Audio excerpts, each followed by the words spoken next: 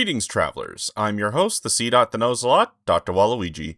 1985 was quite the year for great movies, having some more classic fantasy movies as well as quite a few great sci-fi classics. It was quite fun to rewatch a lot of these movies on my own time last year for their 40th anniversaries. And these are the 10 that I call my favorites for all of you to see. So without further ado, here are my top 10 favorite films of 1985. Tell me, doctor, where are we going this time? Number 60. Friday the 13th Part 5, A New Beginning. Considered by many fans to be one of the worst Friday movies, I feel like this movie has more going for it than some people might think.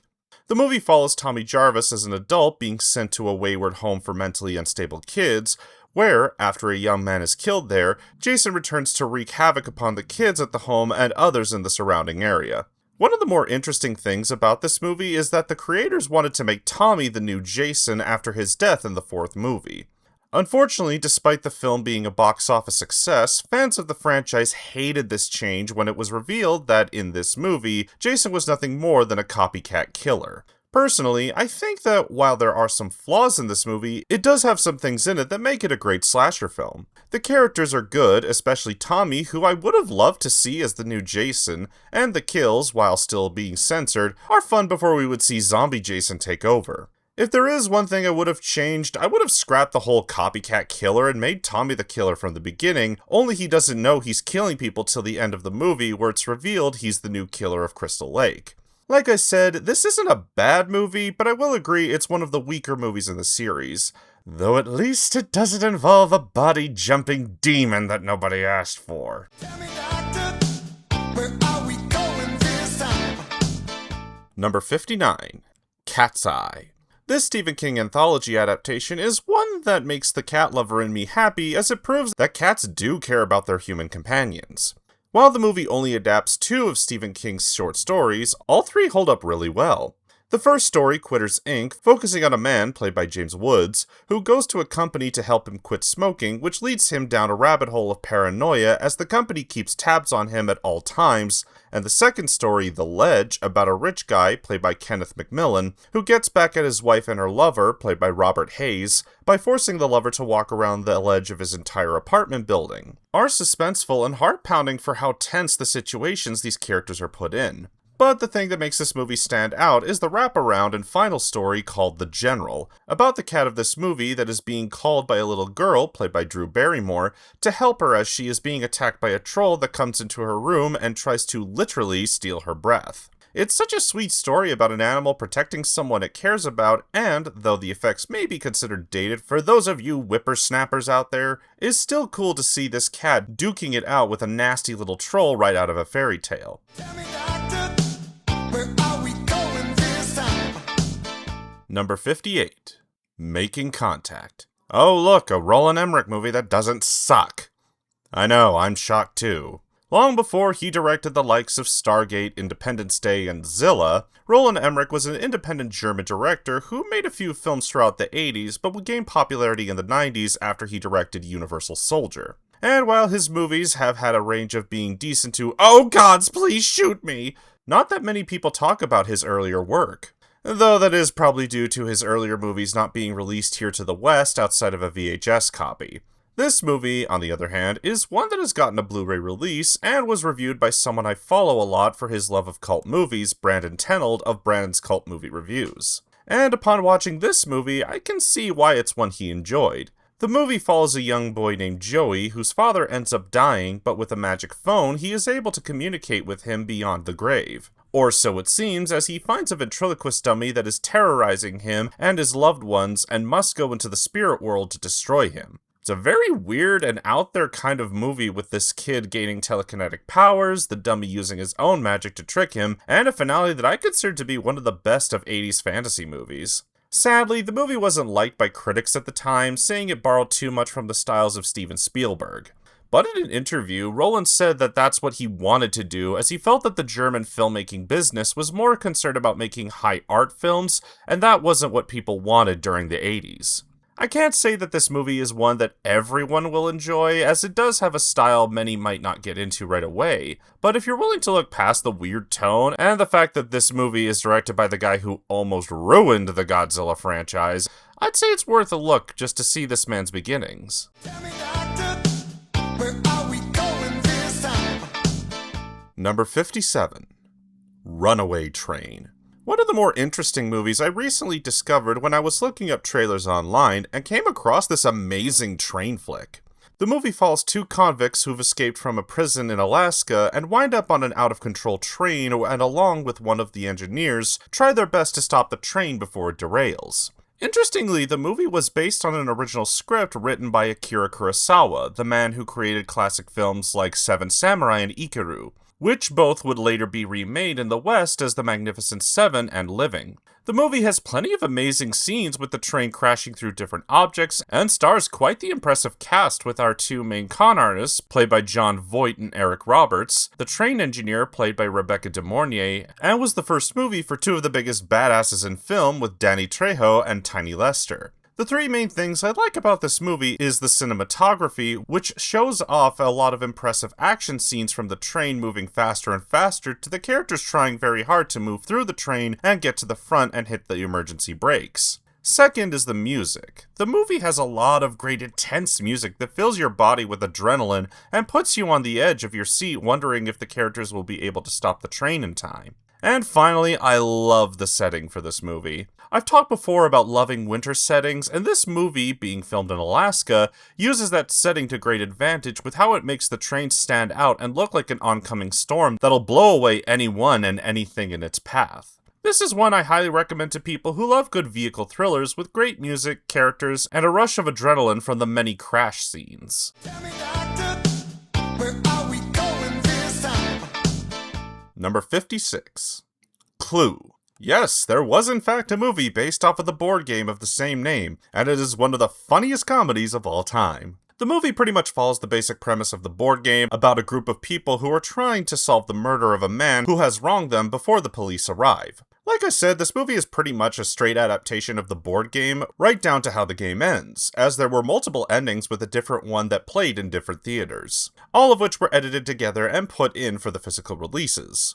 The movie is one that I often come back to for its great comedic moments, from the scenes of the butler, Wadsworth, played by Tim Curry, screaming he's not shouting, to the moments of the other characters running around the house trying to solve the murder of the master and deal with random people coming up to the house. It's a fun comedy that plays with the tropes of the murder mystery genre, which is helped by the amazing number of comedic actors for the time period. Tell me, doctor, where are we going this time?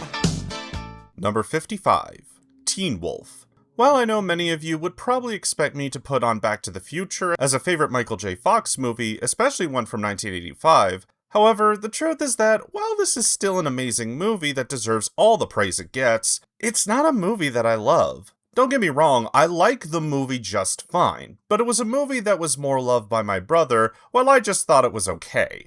However, one of his other films was one that I did love, and it was the teen werewolf coming-of-age comedy. Michael plays a young high school basketball player who ends up going through changes, which ends up being revealed that he's part of a werewolf family. Though less on the monster that transforms and kills in the moonlight, and more a comical, stress-based / teenage hormone creature.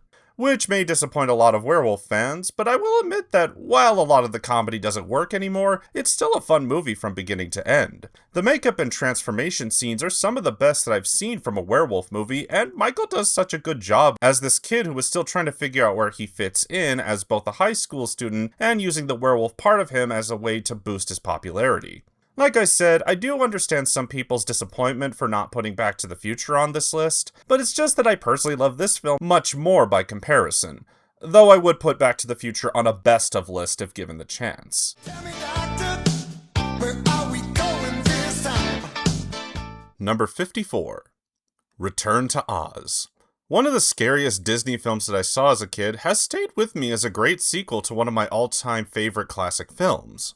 Taking place a few years after the events of The Wizard of Oz, Aunt Em and Uncle Henry are concerned about Dorothy constantly talking about Oz, as they think she is going crazy and worrying about her friends has made her restless. So Aunt Em decides to take her to a doctor to try and help her forget Oz. This, of course, leads to Dorothy escaping and being swept away back to Oz, and finding that things aren't quite as wonderful since she left.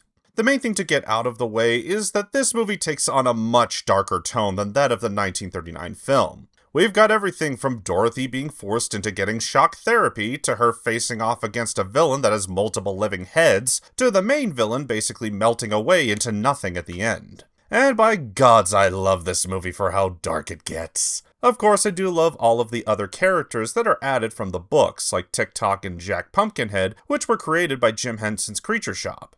But it's these newer and darker elements that made this a special treat to rewatch any chance I get, even if it's not a film that everyone will enjoy. Tell me, doctor, where are we going this time? Number 53. The Black Cauldron. Yes, the animated Disney movie that almost killed the company is in my top 3 of my favorite movies of 1985. I'm aware of why this movie is often looked down upon by so many Disney fans, as, much like Return to Oz, it was considered way too dark for a kid's movie, and many of the characters are annoying to the point that many fans hate these characters. However, even as a kid, I loved these characters and this movie for, again, being a decent departure from the regular Disney films I had seen. The Horned King is still my favorite Disney villain. Eilonwy is honestly a Disney princess that deserves to be in with the others for being as quick-thinking and supportive to Taran. Hell, I feel a close bond with Gurgi, as he has slowly become one of my favorite Disney side characters for being a mischievous little scamp. And I just love how dark and dreary, yet colorful and magical this movie looks, as it reminds me of when I was a kid seeing how eye-popping the colors were. I understand why so many people hate this movie to the point that it's put so low on many people's lists, but for this little C-Dot, I think it's not only one of Disney's best movies, but I declare it as my all-time favorite Disney film. Tell me, doctor, where are we going this time? Number 52. The Goonies. Probably the most well-known and beloved kids' adventure movie, it still holds up 40 plus years later as one of the best coming-of-age stories. A group of kids discover an old pirate treasure map and decide to find it in order to save their homes from being developed by a bunch of rich snobs who want to turn it into a golf course. I'd say that the movie isn't as deep or has interesting characters when compared to other coming-of-age movies like The Breakfast Club or The Karate Kid, but it does make up for it as a great Indiana Jones-style adventure with the sets and traps that the pirates set up throughout the caves. I like seeing how the layout of the pirates' traps has changed with then modern-day construction. The villains are also pretty fun, with the Fratelli's crime family being goofy yet threatening with them trying to kill the kids and steal the treasure. But of course, the stars of the film are Chunk and Sloth, who I always love to see in this movie, especially the ending, which is, in my opinion, the best part of this movie. Tell me, doctor, where are we going this time? Number 51. Legend. I talked about this movie last year, and I still have the same opinions on it that I did then. This is one of many fantasy films I was exposed to as a young kid, and it drew me in with its beautiful sets, the gorgeous music, and the great cast of characters, especially the Lord of Darkness played by Tim Curry, who is as silly as he is threatening. I feel like this and many other fantasy films I've talked about are what I miss from the genre, as many modern fantasy films take too much from the more high fantasy realistic style that was created after The Lord of the Rings was released. I understand that it is the most well-known fantasy story, and it helped save the fantasy genre, that it created a need to make similar movies. But I do miss the dreamlike fairy tale style of the 80s fantasy movies, as they had something that no other director has been able to top since then. I hope that we get a return to these movies, but until then, I will rewatch this and many others like it for the imaginative worlds that these directors made. Thanks for watching. I'm Dr. Waluigi, and remember, don't judge a book by its cover, cause you'll never know what's inside. Good night, everyone. Tell me,